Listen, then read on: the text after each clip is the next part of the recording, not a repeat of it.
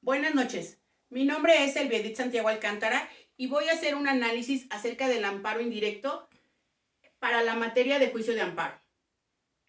El amparo indirecto es aquel que se ejercita generalmente contra los actos de las autoridades distintas a las judiciales, mismo que está sujeto a dos instancias, la primera de ellas ante el órgano jurisdiccional federal, cuyas sentencias pueden ser revisadas en una segunda instancia por los tribunales colegiados de circuito. El juicio de amparo que se inicia ante un juez de distrito se le suele llamar amparo indirecto. También se le podría definir como amparo biinstancial por desarrollarse su tramitación total en dos instancias. El amparo indirecto procede contra normas generales que por su sola entrada en vigor o con motivo del primer acto de su aplicación causen perjuicio al quejoso. También procede contra actos u omisiones que provengan de autoridades distintas de los tribunales judiciales, administrativos o del trabajo. De igual manera, procede contra actos, omisiones o resoluciones provenientes de un procedimiento administrativo seguido en forma de juicio. Y finalmente procede contra actos de tribunales judiciales, administrativos, agrarios o del trabajo realizados fuera de juicio o después de concluido. El amparo indirecto cuenta con requisitos indispensables y toda demanda de amparo indirecto los debe llevar. Aquí tengo un ejemplo de amparo indirecto y voy a ir dando lectura a cada uno de sus elementos. El primero es el nombre del quejoso. Nombre y domicilio del quejoso: Irving López Espíndola, actualmente recluido en el Centro Penitenciario y Reinserción Social, Molinos Las Flores, Estado de México. El segundo elemento es el nombre y domicilio del tercero interesado, que es quien verá menoscabada su esfera de derechos si se declara la invalidez del acto. Nombre y domicilio del tercero perjudicado. Bajo protesta de decir verdad, manifiesto que desconozco si existe o no un tercero perjudicado. El tercer elemento son las autoridades responsables.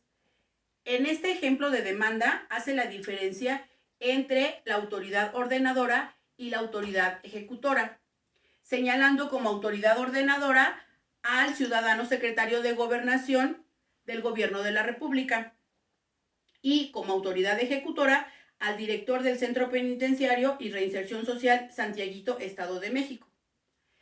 El siguiente elemento es la determinación del acto reclamado. Se reclama de cualquiera de las autoridades ordenadoras lo siguiente: el haber librado una orden de traslado en mi contra, el haber ordenado cambiarme de la estancia en la cual actual me encuentro, el haber ordenado cambiarme de mi celda de reclusión y de las autoridades ejecutoras el querer cambiar al suscrito de reclusorio.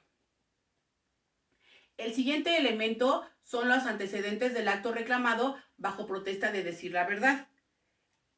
Aquí en la demanda va narrando cuáles fueron los antecedentes que lo llevaron a la prisión. Por último tenemos los preceptos constitucionales cuya violación se reclama.